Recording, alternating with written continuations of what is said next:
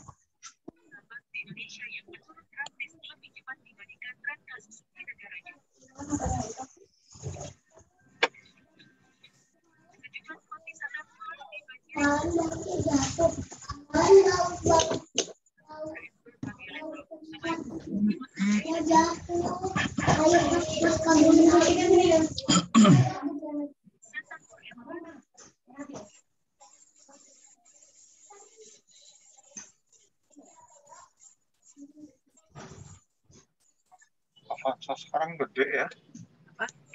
Avanza.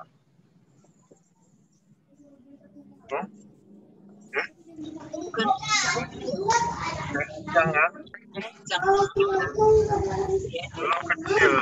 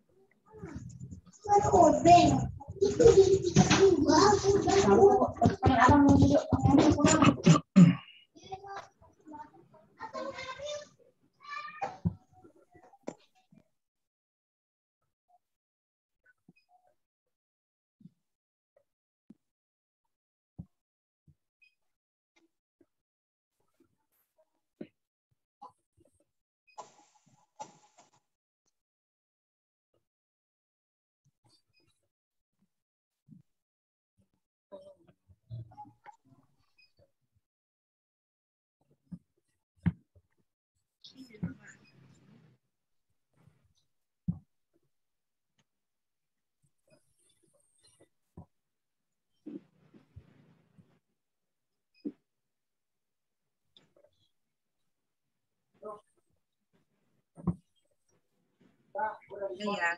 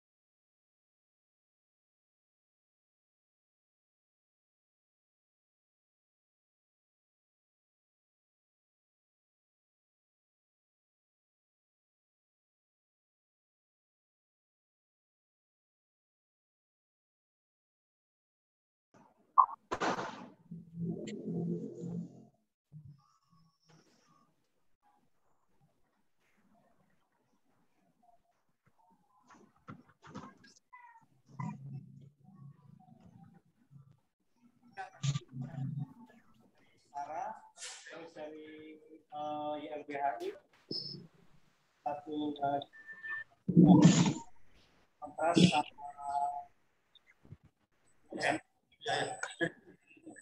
saya buka, saya ngasih kesempatan ke JAI dulu, terus Komnasan, terus baru teman-teman.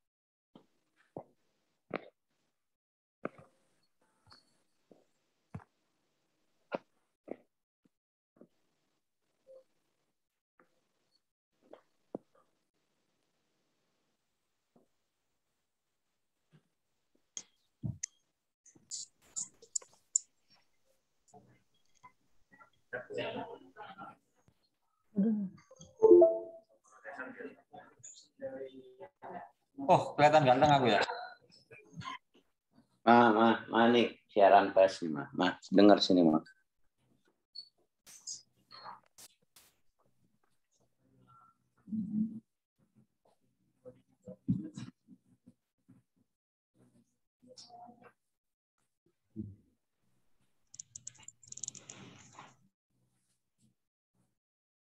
Kita di mute dulu aja.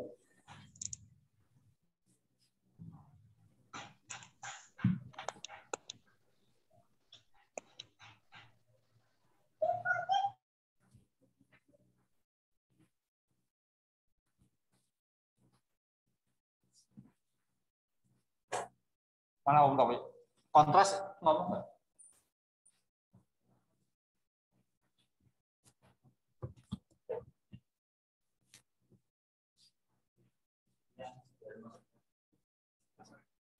Setara, YLBHI, kontras, Yayasan Inklusif.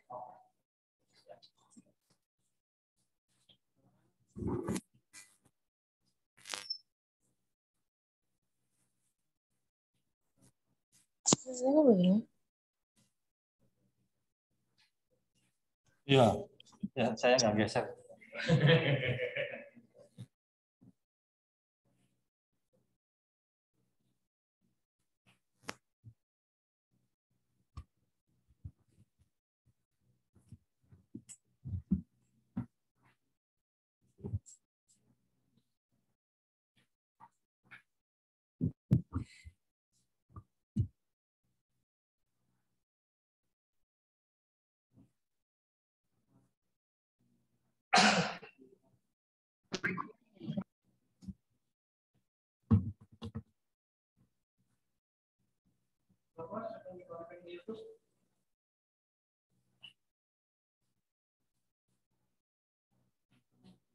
Udah pada makan pagi belum sih?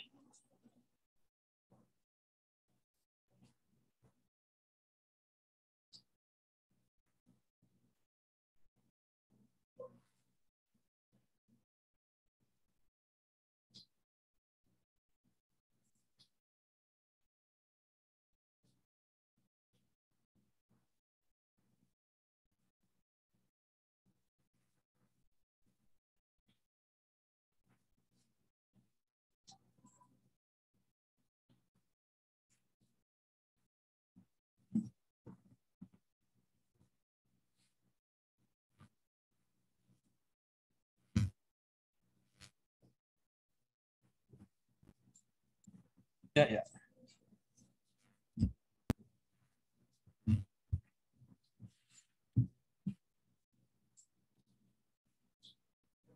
Udah. Sip. Terima kasih. Selamat siang. Assalamualaikum warahmatullahi wabarakatuh. Salam sejahtera buat kita semua. Kawan-kawan jurnalis, kawan-kawan dari organisasi masyarakat sipil, dari teman-teman Jamaah Ahmadiyah Indonesia, juga kawan-kawan yang lain. Saya BK Ulung Hapsara, saya Komisioner Komnas HAM Republik Indonesia, yang hari ini akan menjadi pemandu konferensi pers terkait dengan peristiwa pengerusakan masjid dan juga pembakaran gudang milik Jamaah Ahmadiyah Indonesia di Sintang yang terjadi hari Jumat siang kemarin. Saya kira kawan-kawan juga sudah mengetahui bagaimana konstruksi peristiwanya, tetapi hari ini Senin kita atau kami akan melakukan konferensi pers terkait dengan situasi terkini dan juga sikap beberapa lembaga, baik dari masyarakat sipil, dari Komnas HAM, dan juga dari Komnas Perempuan. Telah hadir bersama saya di kantor Komnas HAM ada Kang Yendra dan juga Mbak Fitri dari Divisi Hukum Jamaah Ahmadiyah Indonesia. Juga ada Kiai Imam Nahe, Komisioner Komnas Perempuan. Juga hadir juga secara online, ada Komisioner Muhammad Khairul Anam, Komisioner Pemantauan dan Penyelidikan Komnas HAM, dan juga saya lihat ada Muhammad Isnur dari YLBHI, Yai Muda, itu calon kiai lah. Saya doakan semoga bisa jadi haji tahun depan, kalau sudah pandemi sudah berakhir, gitu, sambil nabung ya Isnur. Terus kemudian ada juga Subhi Asari dari Yayasan Inklusif yang memang kerja untuk soal kebebasan beragama dan berkeyakinan. Ada juga dari Setara Institute, ada Halili, Mas Halili, dan juga dari Kontras. Saya kira itu yang nanti akan memberikan keterangan pers terkait dengan situasi terkini dan juga sikap organisasi maupun lembaga yang ada. Untuk kesempatan yang pertama, saya akan memberikan waktu kepada teman-teman Jamaah Ahmadiyah Indonesia supaya lebih terang, supaya lebih jelas bagaimana kronologi peristiwanya, karena kami percaya bahwa peristiwa yang terjadi Jumat kemarin bukan peristiwa yang berdiri sendiri, tetapi sudah ada dari beberapa waktu yang lalu menjadi penyebab dan kemudian akhirnya eskalasi memuncak pada hari Jumat kemarin. Waktu dan tempat kami persilakan ke Mbak Fitri atau Kang Yendra dulu, mungkin singkat-singkat begitu, supaya bisa tanya jawab nantinya. Terima kasih. Silakan. Assalamualaikum warahmatullahi wabarakatuh. Terima kasih banyak Pak BK atas waktu yang diberikan kepada kami. Para jurnalis yang kami hormati, Bapak Ibu sekalian. Pada kesempatan yang terhormat ini, kami ingin menyampaikan fakta bahwa Masjid Miftahul Huda di Kabupaten Sintang yang telah dibangun secara swadaya oleh komunitas Muslim Ahmadiyah itu telah berdiri sejak tahun 2007. Sampai tahun 2020, masjid tersebut dipergunakan untuk beribadah, sholat 5 waktu, mengaji Al-Quran, dan sebagainya, ibadah sebagaimana umat Islam pada umumnya. Sehubungan masjid tersebut terbuat dari kayu, sehingga kondisinya sepanjang hari semakin tidak layak untuk digunakan beribadah, sehingga kemudian pengurus di sana memutuskan untuk membangun kembali Masjid Miftahul Huda di lokasi yang dekat sekali dengan bangunan masjid yang lama. Dalam suratnya, Bupati menyatakan bahwa surat tanggal 27 Agustus 2021 bahwa bangunan tersebut tidak berizin kemudian ditutup paksa. Saya kira ini yang perlu diluruskan. Permasalahan di sana bukan semata-mata masalah izin. Kenapa Jemaat Ahmadiyah kemudian membangun masjid itu? Mereka sudah berkoordinasi dengan Bupati pada tanggal 20 April 2020 dengan datang langsung ke rumah Bupati. Dan Bupati menyatakan, bangunlah masjid yang bagus, dan saya akan meresmikannya. Atas dasar itulah kemudian komunitas Muslim Ahmadiyah di sana membangun masjid. Memang ada segelintir orang yang kemudian tidak senang dengan keberadaan Jemaat Ahmadiyah di sana dan mencoba untuk menghentikan pembangunan masjid. Nah, seharusnya kelompok-kelompok tersebut sudah ditangani secara baik oleh Bupati maupun oleh kepolisian di sana. Apalagi semakin hari kelompok tersebut ternyata berani untuk mengintimidasi aparat dengan mengeluarkan statement, memberikan ultimatum dalam 3x24 jam akan menindak Jemaat Ahmadiyah jika aparat tidak melakukan penindakan. Saya kira ini adalah premanisme dan jelas-jelas merupakan suatu ancaman yang seharusnya kepolisian segera bergerak untuk mengantisipasi terjadinya perusakan masjid tanggal 3 September 2021. Dan kami ketika mengetahui adanya ultimatum tersebut telah mengirimkan surat permohonan perlindungan hukum ke kepolisian dan juga telah berkoordinasi dengan PLT Bupati dan sebagainya agar masalah ini bisa dihindari. Tetapi akhirnya itu terjadi. Dan dari video-video yang beredar jelas sekali kelompok mana yang telah menjadi provokator, telah menjadi motor dari peristiwa ini. Kami menyampaikan pengaduan ke Komnas HAM, ini adalah pengaduan yang ketiga.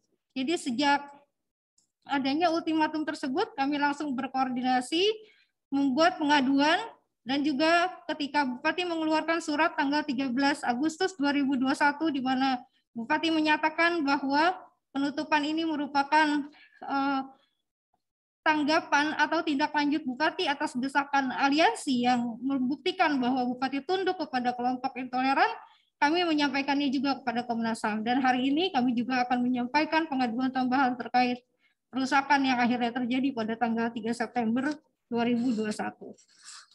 Kami menyayangkan sikap masyarakat yang sering sekali mengatakan bahwa Ahmadiyah sesat, melanggar SKB, dan sebagainya. Tetapi pada kenyataannya yang melanggar SKB adalah masyarakat. Karena poin keempat SKB, diktum keempat jelas menyatakan bahwa masyarakat tidak boleh melakukan perbuatan melawan hukum kepada Jemaat Ahmadiyah.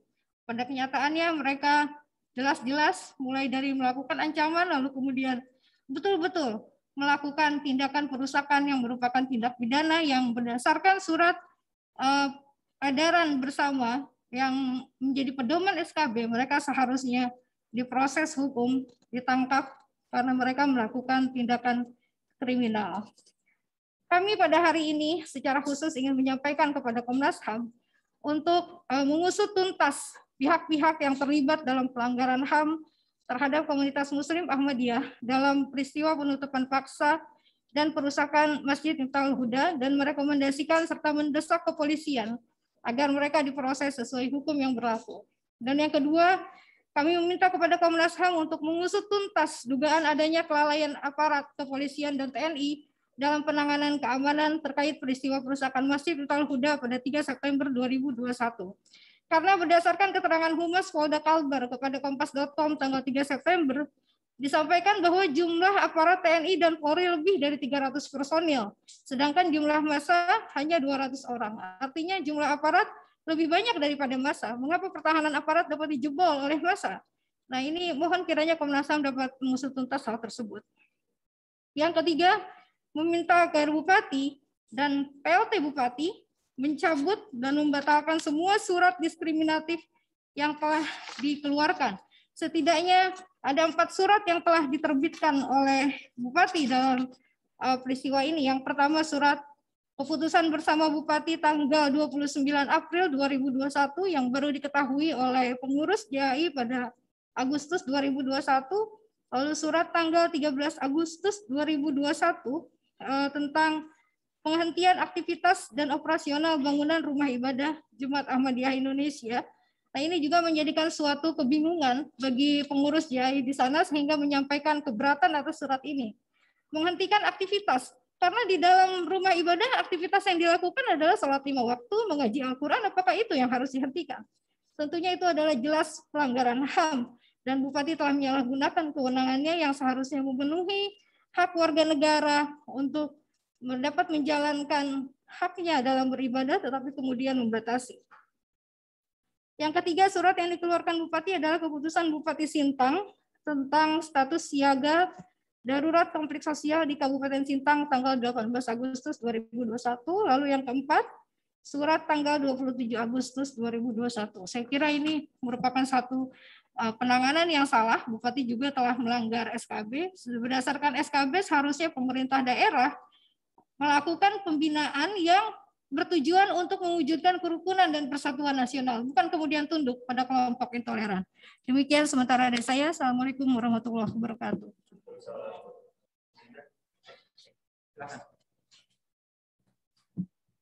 Terima kasih. Assalamualaikum warahmatullahi wabarakatuh.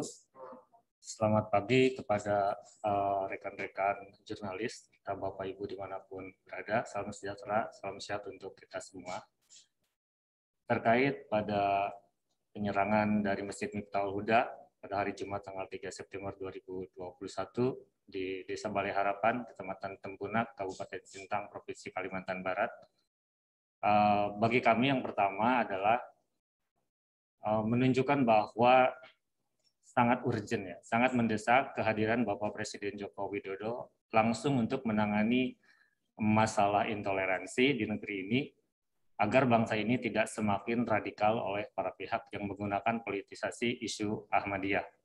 Karena jelas-jelas di mana-mana kemudian dilakukan tindakan-tindakan persekusi, namun sangat kentara dari video-video yang beredar dan foto-foto yang beredar, mereka yang melakukan persekusi hanya segelintir orang di hadapan ratusan aparat, namun tidak mampu untuk mencegah terjadinya satu tindakan penyerangan. Yang kedua, semua peristiwa-peristiwa itu selalu berdasarkan kepada SKB 3 Menteri tahun 2008 tentang Ahmadiyah. Sejak SKB 3 Menteri itu diterbitkan, lebih daripada 30 peraturan daerah melarang kegiatan Muslim Ahmadiyah untuk sholat, untuk mengaji, untuk melakukan hal-hal yang berhubungan dengan agama Islam yang seharusnya dijamin oleh negara sesuai dengan konstitusi, yang mengakibatkan banyak masjid-masjid ditutup oleh para kepala daerah. Nah, hal ini menunjukkan bahwa sangat urgent untuk mencabut SKB 3 Menteri tentang Ahmadiyah karena disalah tafsirkan oleh para pemimpin daerah menjadi sebuah larangan organisasi Muslim Ahmadiyah. Padahal sejatinya menurut peraturan yang ada, Ahmadiyah yang sudah berbadan hukum sejak tahun 1953 sampai dengan hari ini belum pernah dibubarkan, tidak dilarang, baik itu organisasinya maupun kegiatannya serta para pengikutnya. Terakhir, kami ingin mengucapkan terima kasih tentu saja kepada Komnas HAM, Pak BK, Pak Anam, dan kawan-kawan yang sudah memfasilitasi untuk konferensi hari ini, pada jaringan masyarakat anti kekerasan dan kemerdekaan beragama, YLBHI, Setara, Inklusif, teman-teman di Semarang, Jihad, dan masih banyak lagi, juga teman-teman lokal di Kalimantan Barat, pada Menteri Agama yang sudah melakukan respon cepat, juga kepada PBNU dan PP Muhammadiyah yang menyatakan sikapnya mengutuk tindakan kekerasan. Namun sampai hari ini kami belum mendengar pernyataan dari Kapolri dan Bapak Mendagri. Karena pernyataan Kapolri akan sangat signifikan menurunkan eskalasi potensi konflik dimanapun berada, terkhususnya di Kalimantan Barat, dan tentu saja Mendagri yang mempunyai kaitan langsung dengan pemerintah Provinsi Kalimantan Barat dan Bupati Sintang. Sekali lagi terima kasih juga buat teman-teman media. Assalamualaikum warahmatullahi wabarakatuh.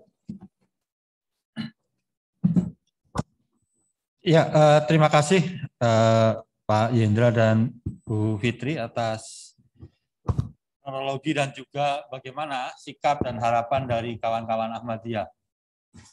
Untuk selanjutnya saya akan memberikan kesempatan kita berpindah dari kantor ke online, memberi kesempatan ke Pak Muhammad Khairul Anam, Komisioner Komnas HAM yang kebetulan online untuk memberikan respon terhadap tadi sikap dari kawan-kawan Ahmadiyah dan permintaan. Tentu saja nanti baru saya akan tambahkan dari perspektif saya. Silakan Pak Anam. Ya, terima kasih Pak Bega. Terima kasih semuanya teman-teman CHI, Yai Nahai, Halili, Subhi, Isnur, dan teman-teman yang lain. Kasus Sintang ini sebenarnya bukan kasus yang mendadak, gitu ya. Kasus Sintang ini adalah kasus yang sudah bisa kita duga eskalasinya. Oleh karenanya, seminggu yang lalu sebelum peristiwa Jumat kemarin ini meletus, itu kami sudah berkomunikasi dan berkirim surat secara resmi kepada Polda untuk meminta dua hal. Hal yang pertama adalah memang bertanggung jawab terhadap eskalasi tersebut, mengupayakan dengan maksimal menghentikan eskalasi, mencegah konflik dan sebagainya. Termasuk juga memperkuat dan melakukan evaluasi sekaligus terhadap Kapolres Kabupaten Sintang tersebut. Itu yang pertama. Di samping memang nanti Pak Bika bisa menjelaskan bagaimana komunikasi kita untuk membangun satu dialog gitu. Karena memang peristiwa ini tidak peristiwa yang ujuk-ujuk, nggak ada eskalasi yang kita lihat gitu ya. Ini eskalasinya sudah dilihat duluan. Kami juga sudah mengupayakan, Pak Bika mengupayakan membangun basis dialog. Kami mengupayakan di pemantauan untuk mempertegas teman-teman kepolisian untuk bertanggung jawab. Nah, oleh karenanya, karena kami menganggap ini sekarang itu tidak bisa dilakukan dengan secara maksimal oleh Polda di sana, ya kami minta supaya Mabes Polri turun tangan, ngambil alih kasus ini. Gitu. Jadi mencegah jangan sampai terjadi di wilayah yang lain, di Kalimantan maupun di tempat-tempat yang lain. Karena tipologinya dengan kasus-kasus sebelumnya, khususnya dengan kasus Cikesik sama, gitu, tipologinya. Jadi diletuskan di satu sudut yang susah untuk diakses dan sebagainya, disebarkan melalui media sosial, atau dulu nggak sekencang ini media sosialnya, tapi diviralkan melalui pesan SMS dan sebagainya, akhirnya meledak di banyak tempat. Nah, oleh karenanya kami mendorong ini kasus diambil alih oleh Mabes Polri untuk memastikan tidak boleh terjadi peristiwa yang sama di di Kalimantan maupun di seluruh wilayah Nusantara. Itu penting. Yang kedua, kami juga meminta sebenarnya sejak awal hate speech, provokasi dan lain sebagainya itu ditindaklanjutin gitu. Nah, kami mendapat kabar memang ada sekarang 10 orang yang sedang diproses untuk olah TKP dan lain sebagainya, katanya begitu. Tapi persoalannya adalah apakah itu aktor, gitu, aktor intelektual yang menggunakan pengaruh, menggunakan sosial media dan lain sebagainya. Nah, kalau itu tidak, kalau itu hanya pelaku lapangan, ini masih potensial terjadi di mana-mana, gitu. Karena tagline, pola dan lain sebagainya kita pernah belajar di kasus Jawa Barat, di Cikesik, kita pernah belajar di kasus Lombok. Oleh karenanya penting penegakan hukum ini harus serius dan tidak hanya pelaku lapangan. Apalagi ini lebih mudah saat ini karena apa? Rekam jejak digital itu ada. Gitu. Komnas HAM juga mendapatkan dari berbagai jaringan di sana rekam jejak digital yang memang nuansanya adalah nuansa provokasi, nuansa kebencian dan lain sebagainya. Jadi kami mendorong ini diambil alih oleh Mabes Polri. Yang pertama, yang kedua penegakan hukumnya tidak hanya pelaku lapangan. Yang berikutnya yang nggak kalah penting ini, Komnas HAM itu punya catatan panjang terhadap persoalan Jamaah Ahmadiyah Indonesia. Panjang sekali catatannya, mungkin salah satu catatan paling lengkap yang dimiliki. Yang itu salah satu akarnya memang SKB 3 Menteri itu, SKB nomor 3 tahun 2008. Persis tadi dikatakan bahwa kalau di situ ada 4 klausul, 1, 2, 3-nya efektif, tapi nomor 4-nya nggak pernah diabaikan. Dan terbukti gagal. Gitu. Oleh karenanya memang sejak awal Komnas HAM memang mendorong SKB ini dibatalkan. Gitu. Ya, jadi uji bahwa negara kita saat ini komitmen terhadap hak asasi manusia, komitmen terhadap negara hukum, ya cabut SKB itu. Karena faktanya adalah banyak kekerasan terjadi, banyak tindakan diskriminasi terjadi. Ini yang muncul di publik karena ada kekerasan. Yang nggak muncul di publik juga banyak sebenarnya. Gitu. Mulai dari tindakan-tindakan yang sederhana. Catatannya misalnya beberapa bulan yang lalu di Jawa Barat ini juga ada. Saya nggak perlu sebut kotanya karena nanti memicu gitu ya. Nah, di samping SKB 3 Menteri soal Ahmadiyah, penting untuk juga ditinjau soal PMB, pendirian rumah ibadah. Karena ini salah satu akarnya juga gitu. Ya, dihadapi oleh Ahmadiyah di banyak tempat itu dipersoalkan soal pendirian rumah ibadahnya. Walaupun untuk pendirian rumah ibadah tidak hanya dihadapi oleh teman-teman jamaah Ahmadiyah, tapi oleh kelompok minoritas yang lain. Nah, PMB ini penting untuk kita evaluasi. Sebelum dievaluasi, sebenarnya asas bahwa kebutuhan nyata, ya kebutuhan nyata itu juga bisa diterapkan sebenarnya. Jadi debat soal 30, 60, 90 sudah.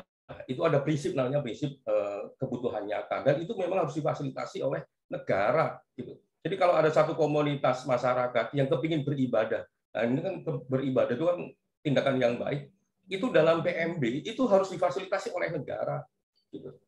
Jadi ini bukan malah ditutup gitu, bukan malah dilarang gitu. Jadi 90-60 itu harusnya disingkirkan ketika memang ada kebutuhan nyata, plus memang harus difasilitasi oleh Pemda. Itu bunyi di klausul di PMB. Mungkin itu. Tadi terkait soal ini semoga ditangani, Pak BK dan saya sudah bergerak gitu. Yang tadi saya ceritakan tanggal 26 kemarin kami juga sudah kirim surat. Sebelumnya berkomunikasi dengan pihak kepolisian secara resmi beberapa hari sebelum peristiwa ini terjadi, tanggal 26 tepatnya, kami sudah mengirimkan surat karena kami melihat eskalasinya. Meminta supaya ada perhatian terhadap eskalasi ini dan mencegahnya.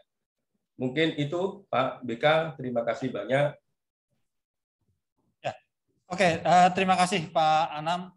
Saya kira saya menambahkan sedikit apa saja upaya yang sudah dilakukan selain tadi yang sudah disebutkan Pak Anam.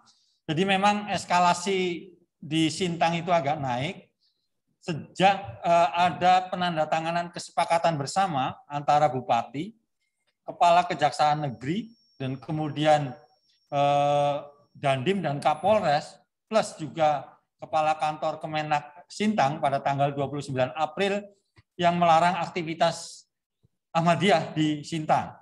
Sejak itu kemudian eskalasi naik, tidak hanya di lapangan saja begitu, tetapi juga melalui media sosial tadi seperti yang sudah disebutkan Pak Anam. Jadi banyak sekali ujaran kebencian, provokasi atau ajakan berbuat kekerasan yang dilakukan di sosial media. Jadi saya kira memang dalam hal ini polisi tidak hanya, kami mendorong polisi tidak hanya untuk memproses hukum para pelaku di lapangan, tetapi juga sekaligus aktor intelektual yang kemudian mengkoordinir bagaimana orkestrasi ujaran kebencian atau ajakan berbuat kekerasan itu di sosial media.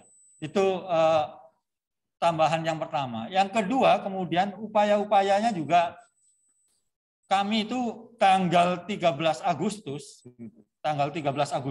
sudah mengirimkan pesan tertulis kepada Wakil Bupati Sintang. Karena bupatinya sakit ya, gitu. Informasinya sakit begitu, jika kami kemudian berkirim pesan kepada Wakil Bupati Sintang. 2 poin utama yang kami sampaikan. Yang pertama, pemerintah Kabupaten Sintang harus menjaga situasi di Sintang aman dan damai. Yang kedua, kemudian menjamin hak konstitusional dari jamaah Ahmadiyah sebagai warga negara Indonesia. 2 poin itu. Selain itu juga kami berkirim pesan juga tertulis kepada Kapolda dengan kira-kira poinnya sama begitu. Kapolda merespon singkat, siap diatensi. Itu yang kemudian direspon oleh Kapolda, dan itu juga yang jadi pegangan Komnas. Bagaimana kemudian ada komitmen, meskipun komitmen singkat dari Kapolda, siap diatensi. Itu yang kemudian proses yang kami monitor memang kemudian eskalasinya naik begitu. Jadi ini bukan seminggu 2 minggu ini, tapi juga proses yang lain juga sudah berlangsung hampir sebulan lebih ya, Mbak Fitri, itu ya. Komunikasi dengan Kemenak, komunikasi dengan Bupati, tidak hanya di Jakarta, kantor Komnas HAM di Jakarta, juga Kepala Kantor Komnas HAM Kalimantan Barat juga aktif untuk berkomunikasi dengan otoritas pemerintahan Kabupaten Sintang. Jadi itu kira-kira langkah dan upaya yang sudah dilakukan oleh Komnas HAM dalam menyikapi eskalasi yang ada di Sintang. Menambahkan tadi Pak Anam, selain mendorong aparat untuk bertindak tegas dalam soal penegakan hukum, juga kami meminta kepada aparat kepolisian untuk menjamin hak atas rasa aman kawan-kawan Ahmadiyah yang saat ini masih ada di Sintang, kemudian juga memulihkan kepada pemerintah Kabupaten Sintang, memulihkan hak konstitusional dari jamaah Ahmadiyah di Sintang, supaya mereka juga bisa beribadah dengan tenang, gitu ya, sesuai dengan keyakinannya, itu, dan tidak ada gangguan yang lain. Saya kira itu yang ingin saya tambahkan dalam kesempatan ini. Untuk berikutnya, saya kira kita akan memberi kesempatan Pak Anam mau menambahkan? Satu menit aja. Boleh. Ya, pasca peristiwa ini sekarang banyak seruan untuk menahan diri, menjaga perdamaian dan lain sebagainya. Saya kira ayo kita sambut itu semua, terutama juga dari tokoh-tokoh di Kalimantan sana. Dan kami percaya bahwa masyarakat Kalimantan adalah masyarakat yang suka terhadap perdamaian. Oleh karenanya ini kita dorong sebagai satu proses yang semua pihak menjaga perdamaian agar penegakan hukumnya bisa maksimal. Terima kasih. Ya, oke. Terima kasih Pak Anam. Saya akan beri kesempatan ke teman-teman masyarakat sipil. Isnur, sudah siap ngomong? Boleh. Oh, Mas boleh. Beka. Ya harus ngomong memang. Ayo, Nur. Silakan. Ya, Pak Isnur. terima kasih Mas Beka yang saya hormati, Mas Anam, Pak Imam Nakhai, Mbak Fitri, Mas Hendra, dan juga rekan jurnalis ini semua. Pertama, YLBHI dan masyarakat sipil menemukan bahwa di kasus Sintang seperti tadi yang Mas Anam sampaikan ada beberapa pola ya, pola yang sama dengan beberapa kejadian di wilayah lain. Yang pertama kita melihat di Sintang ini ada diawali dengan prakondisi. Jadi ada stempel, ada stigma, kemudian juga berlanjut dengan disosialisasikan dengan provokatif ya. Ada spanduk nempel di mana-mana, ada hasutan, ada rapat-rapat, ada hasutan kebencian di berbagai sosial media, kemudian dilanjutkan dengan mobilisasi massa mendesak pemerintah untuk menutup atau membongkar mengacu pada fatwa atau bahkan mengacu pada aturan-aturan SKB dan lain-lainnya. Kemudian dari situlah pemerintah lokal bersikap membuat SKB, kemudian juga bahkan menyegel dan melarang aktivitas. Jadi polanya hampir sama dengan pola-pola yang lain. Pun dalam diskriminasi yang kami lihat soal aparat ya, pertama aparat kepolisian di sini terlihat kurang antisipasi. Bahkan dari awal ya dia kurang mendapatkan perlindungan. Jadi aparatnya banyak, lebih dari 300, bahkan Brimob juga, tetapi di lapangan tidak melakukan pengendalian massa. Padahal kepolisian punya SOP bagaimana upaya atau tindakan kekuatan, bagaimana mengendalikan massa. Jadi di sini jelas kepolisian, aparat ya, baik itu Kapolsek, Kapolres, Kapolsek maupun jajaran di Polda tidak melakukan SOP peraturan Kapolri tentang pengendalian massa. Sangat berbeda dengan apa yang dilakukan misalnya kepada aksi mahasiswa yang cuma 10 digerebek, ditangkap dan lain-lain. Ini sama sekali nggak ada. Kita tidak melihat bagaimana misalnya ada penghalauan, ada barikade, ada upaya-upaya pengumuman untuk tidak mengganggu atau tidak melakukan pengancaman darurat tugas. Itu tidak dilakukan semuanya. Kita tidak melihat ada struktur komando berjalan tegas di sana gitu. Jadi aparat ada cuma sekedar menonton saja. Malah kemudian semangatnya kalau kita lihat di sana malah semangatnya mengevakuasi. Jadi kalau kita lihat beberapa hari sebelumnya itu semangatnya pemerintah daerah dan juga aparat kepolisian menyetujui untuk melakukan relokasi. Ditawarkan jadi seperti GKI Yasmin sosialisasinya adalah relokasi gitu. Dan kalau kita lihat di sini justru beberapa titik ketika dalam menawarkan relokasi aparat terlibat dalam proses kayak seperti mengawal gitu ya, melakukan intimidasi dan kita lihat bersama di sini apakah kemudian polisi ya aparat bertindak tegas untuk menghukum para pelakunya. Pola-pola yang lain kurang. Bahkan kami khawatir misalnya kasus Cikesik dan kasus Meliana juga, di mana pelaku dihukum, tetapi harus ada balancing gitu. Harus ada dari korban juga diberikan sanksi yang mirip-mirip serupa. Nah, kami khawatir pola Cikesik, pola Meliana dilakukan yang sama karena pressure massa gitu. Dan disinilah kemudian kejadian bahwa kita bisa melihat bagaimana harusnya beberapa tindakan dilakukan. Pertama, kami menuntut ya Kapolri untuk mengevaluasi secara serius di semua tingkatan kewajiban pemangku kepentingan kepolisian. Kalau kemudian di Cikesik langsung Kapolda, Dirintelkam, Kapolres dicopot, seharusnya pada posisi yang sama. Kapolda sudah mengetahui bahwa ada ancaman dan eskalasi yang meningkat. Dirintelkam juga mengetahui bayangan-bayangan gambaran yang akan terjadi, tetapi tidak melakukan tindakan yang serius. Tentu ini kejadian yang menurut kami sangat harusnya bisa dicegah gitu. Maka harusnya dievaluasi secara serius ya. Bukan hanya Kapolres, Wakapolres, tapi juga sampai level Kapolda dan Dirintelkam. Kalau bukan hanya diambil alih tapi dicopot. Karena apa? Karena kalau kami khawatir jangan-jangan misalnya kalau misalnya ada indikasi aparat-aparat yang di level bawah ini terlibat dan justru menghalang-halangi selama ini proses untuk melindungi, jangan-jangan ke depan upaya proses hukum juga nggak serius. Jadi harusnya aparat yang menggantikan diganti dan agar proses hukum menjadi serius ke depan gitu. Dan sebenarnya karakter pelakunya juga hampir sama kalau kita lihat ya. Jadi di sana bukan hanya pelaku lapangan yang terekam video, tapi juga harus dilihat karena di sini ada langkah-langkah sistematis sebelumnya, ada provokasi, spanduk, ujaran kebencian, terus rencana-rencana awal. Maka biasanya melibatkan tokoh-tokoh, pemimpin, kelompok, baik itu ormas, paramiliter atau keagamaan. Jadi jangan sampai kemudian yang dihukum hanya masyarakat yang terprovokasi, masyarakat awam, tetapi aktor-aktor intinya yang dia punya rencana, kemudian mimpin rapat itu nggak dihukum gitu. Indonesia jangan sampai mundur jauh ke belakang, dan ini tentu juga berbeda sekali semangat nawacita Pak Jokowi yang sudah mengakui bahwa negara tidak hadir. Jadi semangat yang digembur-gemburkan ini adalah momentum Pancasila, momentum kebinekaan, momentum pluralisme gitu ya. Malah kemudian kejadian lagi seperti ini. Sebelumnya juga kejadian di Bu Meliana, kejadian di Aceh Singkil, ini kejadian juga di Sintang gitu. Nah, kami khawatir ini kekerasan biasanya jadi di backup. Maka penting sekali orang-orang yang backup, yang mendiamkan atau dicopot gitu. Dan penting juga sebenarnya Komnas HAM, di sini kami mendesak Komnas HAM untuk melakukan penyelidikan lebih lanjut. Penyelidikan lebih lanjut untuk apa? Untuk bukan hanya merekomendasikan, tapi melakukan penggalian apakah misalnya di sana ada motif-motif lain bertemu.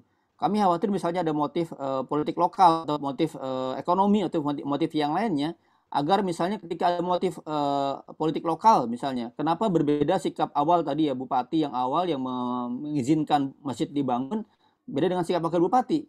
Nah ini ada apa? Sikap wakil bupati berbeda dengan sikap bupati. Maka kami meminta Komnas HAM dan Komnas HAM untuk melakukan penyelidikan lebih lanjut. Demikian tambahan dari saya, Mas Beka. Ya, terima kasih Isnur. Saya akan memberikan kesempatan ke Mas Halili dari Setara Institute. Terima kasih. Silakan Mas, singkat. Terima kasih Mas Beka, Mas Anam, Kiai Nahei,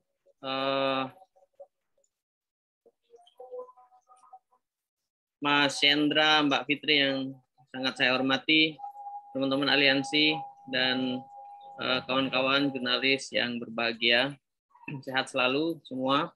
Saya ingin menambahkan sedikit saja titik tekan soal pemerintah daerah, soal Kementerian Dalam Negeri. Jadi saya setuju dengan Mas Chandra tadi yang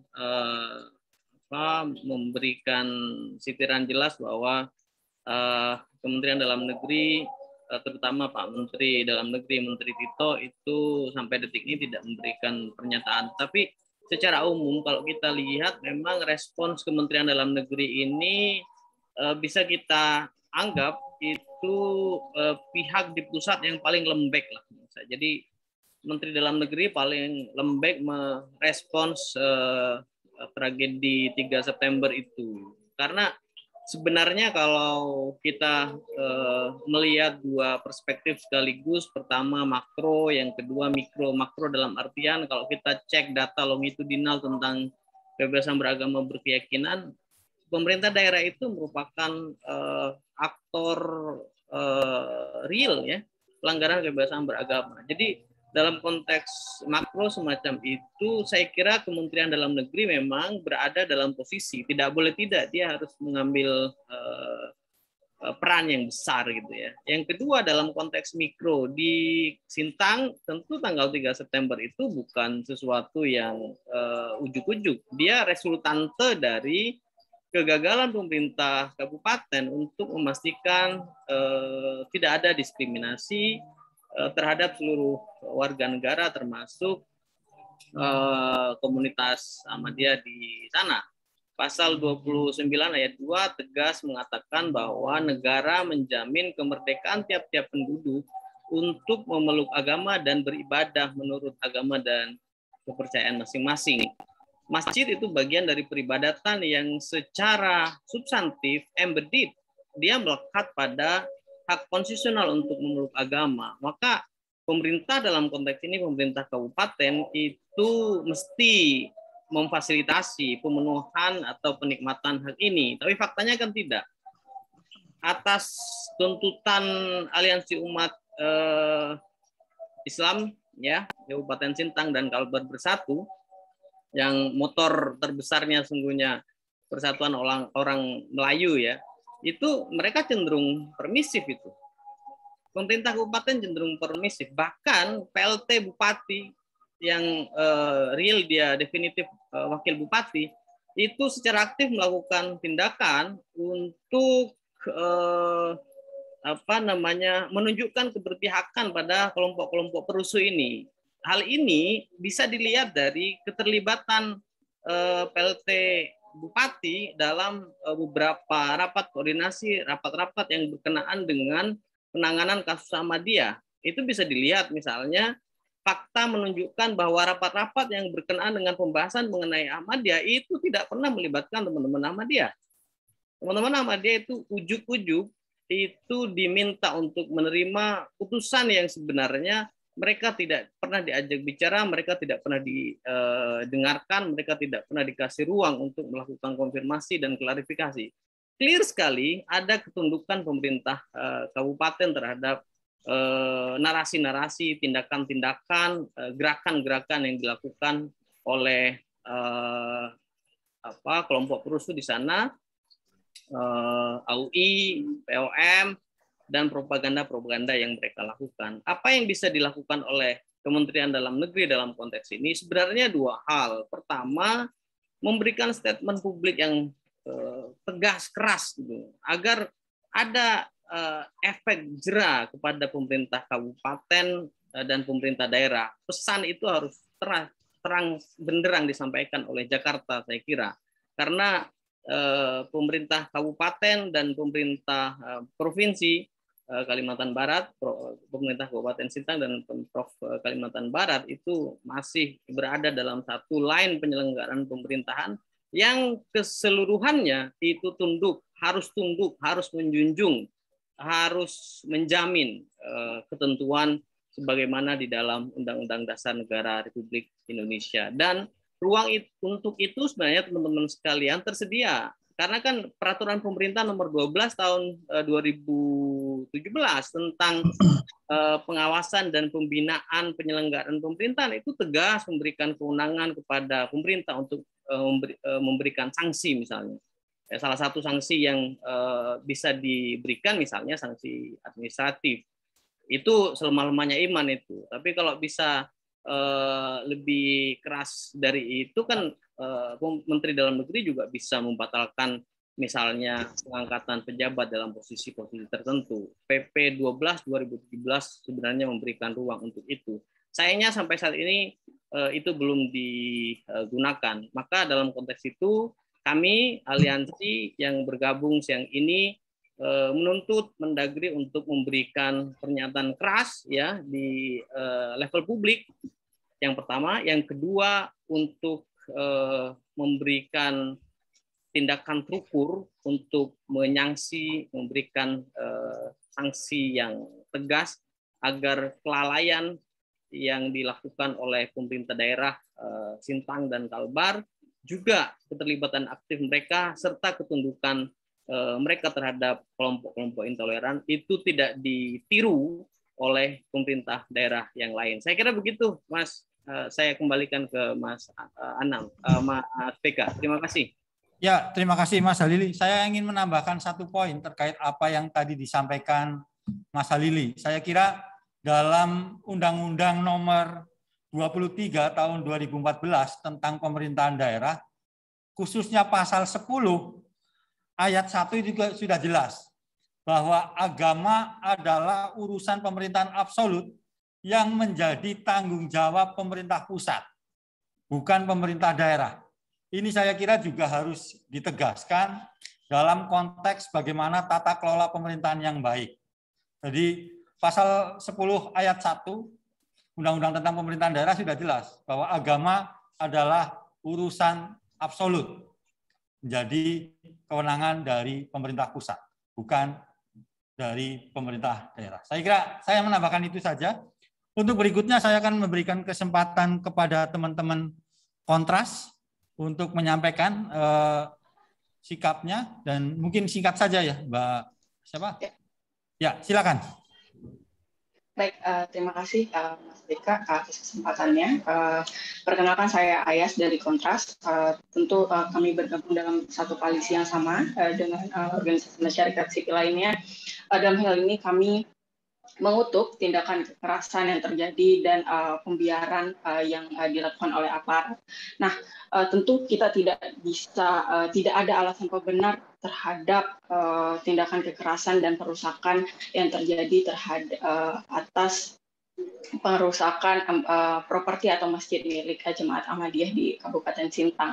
Nah, kami menyesalkan juga tindakan aparat kepolisian yang dalam hal ini cenderung memang tidak ada andil apapun dalam menghentikan perbuatan tersebut. Lalu kami menilai bahwa hal ini telah menunjukkan kegagalan negara dalam menjamin dan melindungi keselamatan warganya. Nah, menyambung pernyataan dari yang disampaikan oleh Mas Beka sebelumnya bahwa dalam hal urusan agama menjadi kewenangan absolut dari pemerintahan pusat, dan kami juga melihat bahwa pemerintahan pusat di sini nihil melakukan sesuatu yang seharusnya dapat mencegah eskalasi kekerasan ini terjadi. Gitu.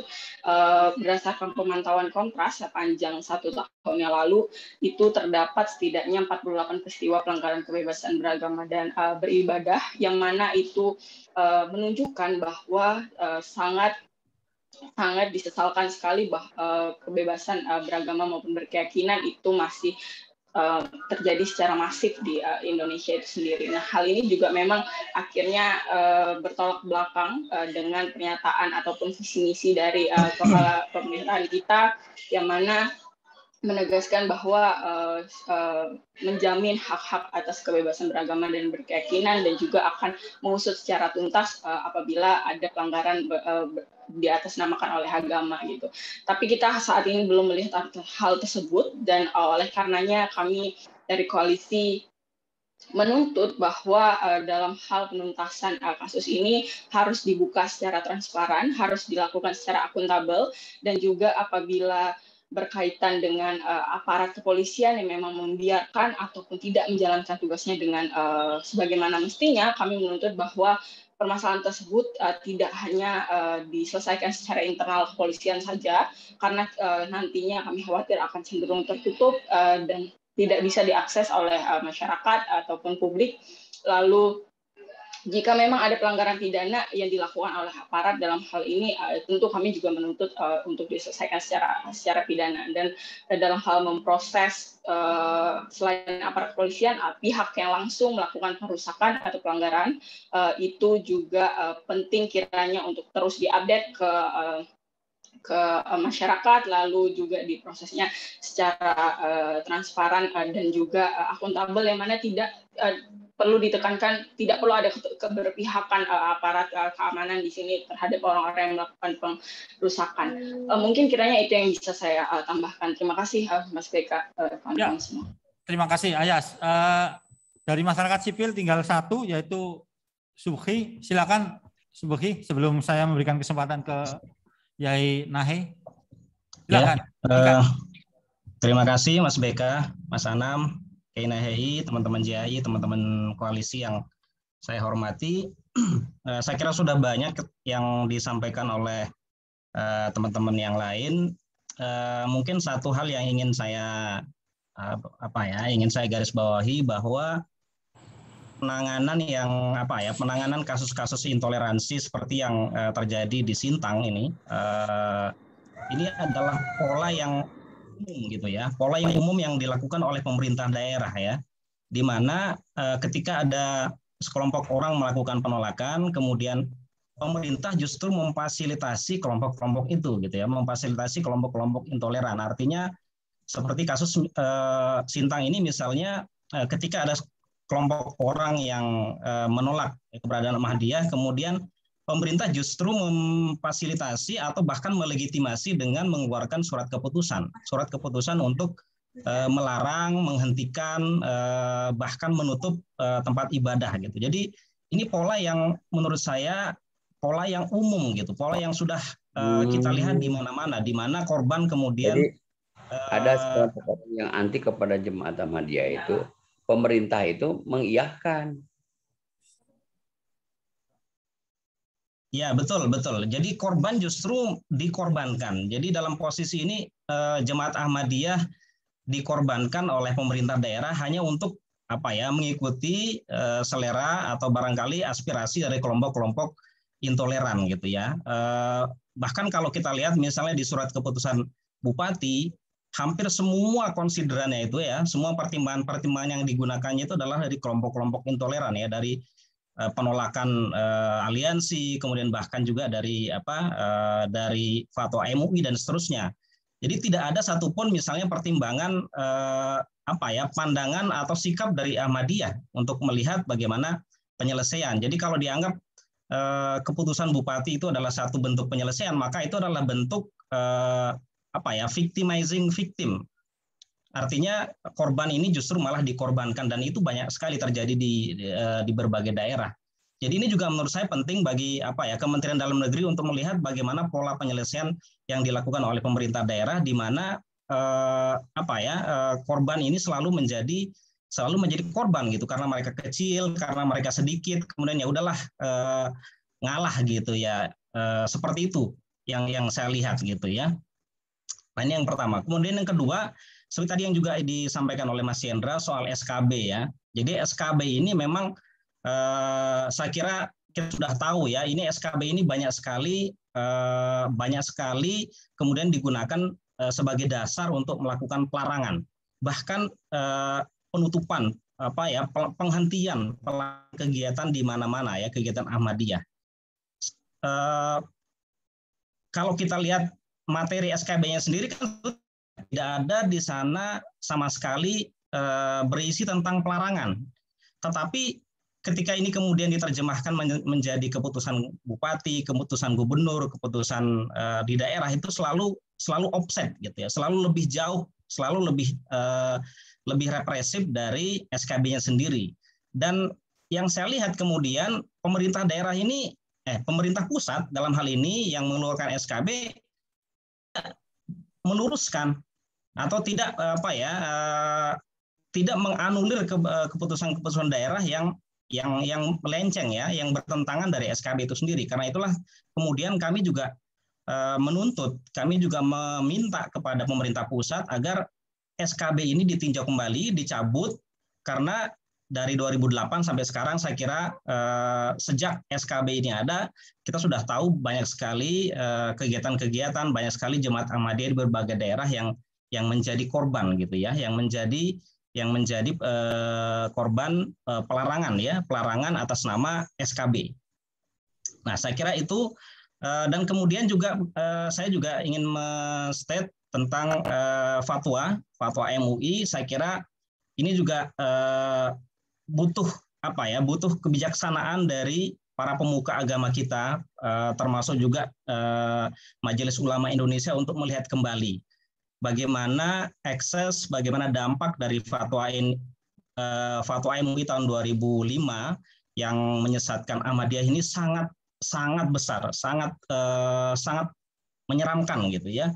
Jadi fatwa inilah yang selalu selalu digunakan sebagai dasar, selalu digunakan sebagai alasan untuk melakukan pelarangan, bahkan juga melakukan tindakan-tindakan yang tindakan-tindakan keji, tindakan-tindakan yang bertentangan dengan hukum, bahkan sampai tindakan-tindakan pembunuhan. Karena kemudian fatwa MUI inilah yang digunakan oleh sebagian orang atau sebagian umat Islam untuk menganggap bahwa Ahmadiyah ini adalah kelompok sesat. Saya kira itu mungkin sedikit yang bisa saya tambahkan, Mas BK. Terima kasih. Terima kasih, Subogi. Saya kira sekarang terakhir kami akan berikan kesempatan ke Yai Imam Nahi, Komisioner Komnas Perempuan. Silakan, Pak Yai. Assalamualaikum warahmatullahi wabarakatuh. Bismillah, alhamdulillah, wala haula wala quwata illa billah. Ada 4 hal yang akan kami sampaikan atas nama Komnas Perempuan.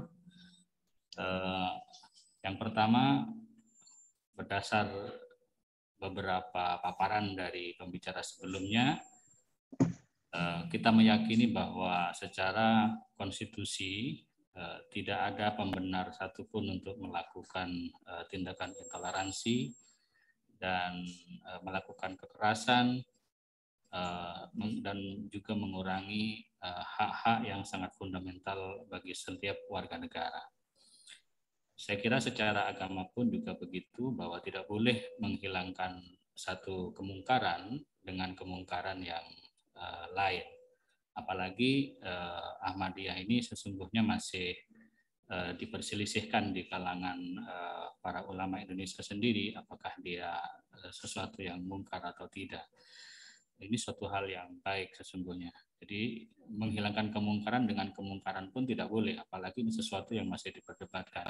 Jadi justru sangat tidak boleh untuk melakukan kekerasan, melakukan kemungkaran kepada kelompok ini.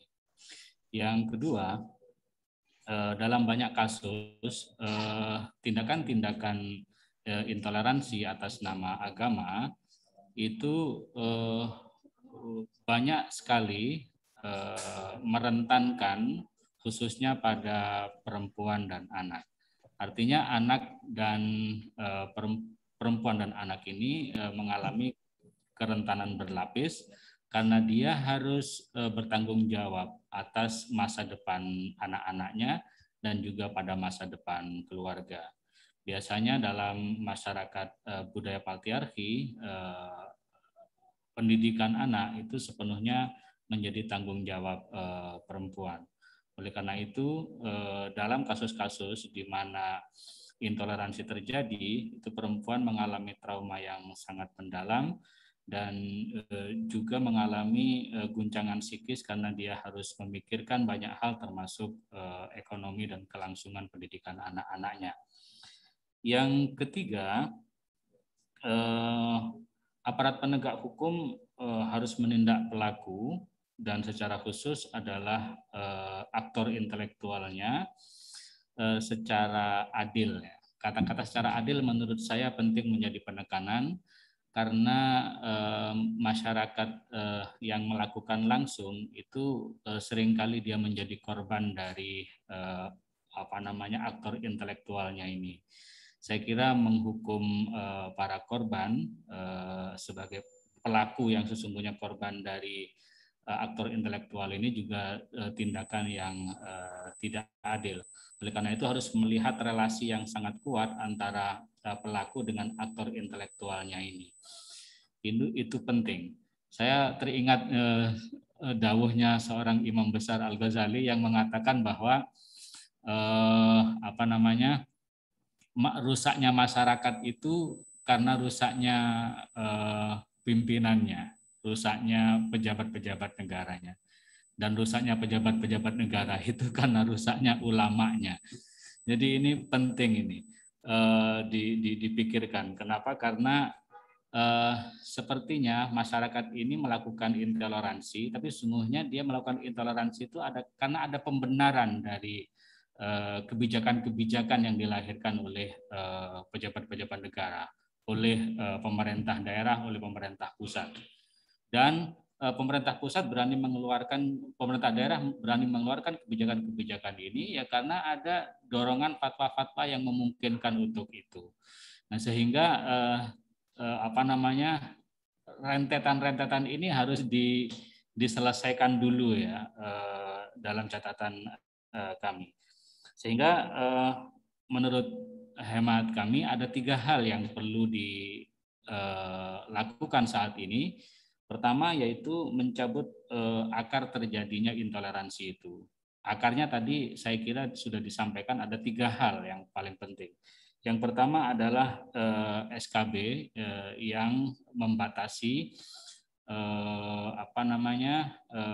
hak beribadah Ahmadiyah. Ini penting untuk dicabut. Saya kira masyarakat sipil harus segera mengupayakan untuk upaya-upaya bagaimana mencabut SKB tentang Ahmadiyah. Yang kedua, saya kira fatwa ulama, khususnya fatwa MUI. Di Indonesia akan banyak sesungguhnya organisasi keagamaan yang sangat besar. Ada Muhammadiyah, ada Persis, ada NU. Saya kira ini juga mesti ada fatwa bersama ya tentang Ahmadiyah ini, tidak semata-mata berpijak pada fatwa MUI. Saya kira juga fatwa MUI harus direnung ulang karena ini menjadi akar-akar dari intoleransi itu. Memang benar misalnya tidak membenarkan kekerasan, tetapi kekerasan tetap terjadi karena mengacu pada fatwa itu, sehingga fatwa memang perlu untuk ditinjau ulang. Kemudian yang akar yang ketiga adalah tadi disebut dengan peraturan bersama soal pendirian rumah ibadah yang dalam hal tertentu itu bisa membatasi hak beribadah seseorang. Saya kira kalau di daerah-daerah kan masjid-masjid itu tidak ada izinnya semua ya, kalau mau jujur gitu. Tapi kenapa di wilayah itu harus ada izin segala? Nah ini saya kira ada sesuatu di luar itu. Dan yang terakhir, saya sebagai Komisioner Komnas Perempuan menyarankan pada pejabat-pejabat negara untuk khususnya Kemenak, Kemendagri, kemudian Kejaksaan Agung yang memang bertanggung jawab terhadap SKB itu untuk memberikan pernyataan untuk meredam situasi yang merugikan sebahagian warga negara di Indonesia ini. Saya kira penting ada pernyataan itu bahwa tindakan intoleransi dan kekerasan tidak dibenarkan baik secara konstitusi instrumen-instrumen lainnya. Termasuk juga saya kira tokoh-tokoh agama penting untuk kalau Komnas Perempuan punya buku namanya Memecah Kebisuan untuk mengajak tokoh-tokoh agama berbicara soal keadilan dan kesetaraan gender. Saya kira saatnya saat ini juga tokoh-tokoh agama berbicara untuk menciptakan perdamaian dan memberikan hak-hak konstitusional warga negara sesuai dengan konstitusi kita.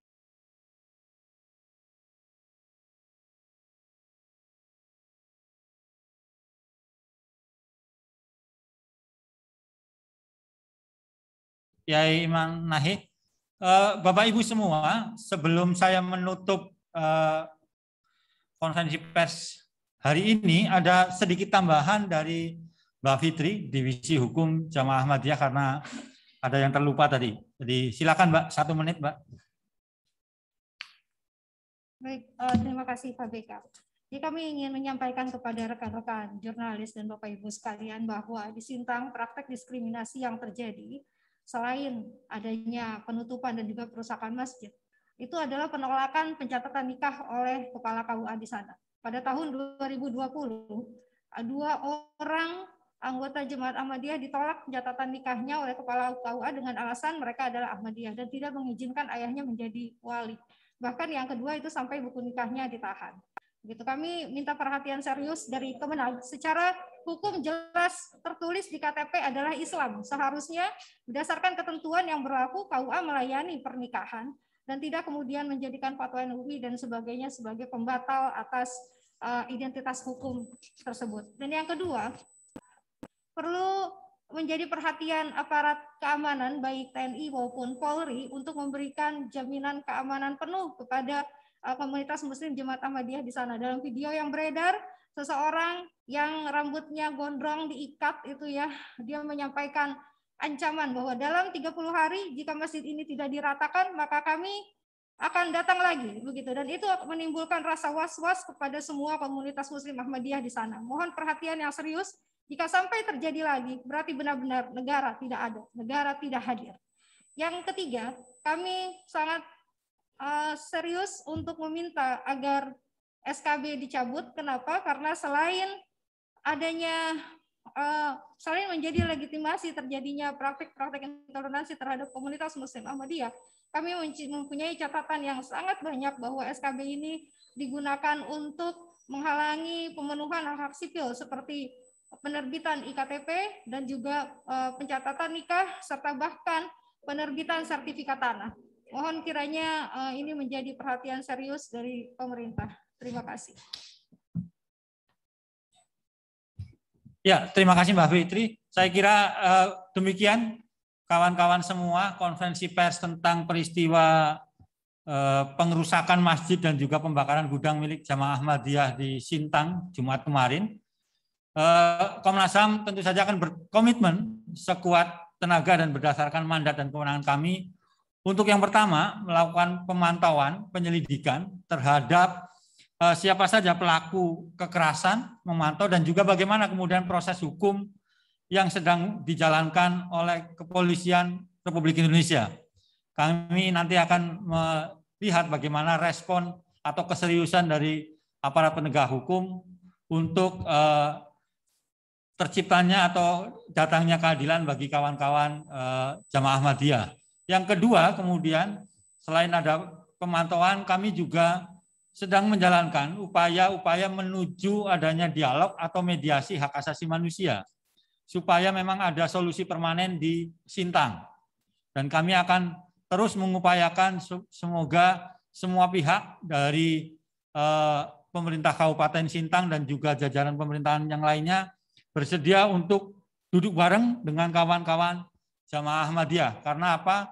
Karena yang menjadi penanggung jawab untuk perlindungan, pemenuhan, penghormatan, dan penegakan hak asasi manusia adalah negara, dalam hal ini pemerintah Kabupaten Sintang. Jadi itu yang bisa kami sampaikan. Maaf, kami tidak bisa membuka tanya jawab. Nanti Bapak Ibu semua kawan-kawan jurnalis bisa menanyakan langsung kepada kami di Komnas HAM, bisa tanya ke saya atau Pak Anam, terus di Jamaah Ahmadiyah bisa dengan Mbak Fitri atau Mas Jendra. Nanti mungkin bisa di-share nomor kontaknya di chat yang ada di Zoom. Terus juga Komnas Perempuan ada Kiai Imam Nahe, terus kemudian ada Isnur di YLBHI, Ayas di Kontras, Subhi di Yayasan Inklusif, dan Mas Halili di Setara Institute. Saya kira itu saja. Terima kasih atas perhatian kawan-kawan semua. Selamat siang. Assalamualaikum warahmatullahi wabarakatuh. Salam sehat buat kita semua. Terima kasih.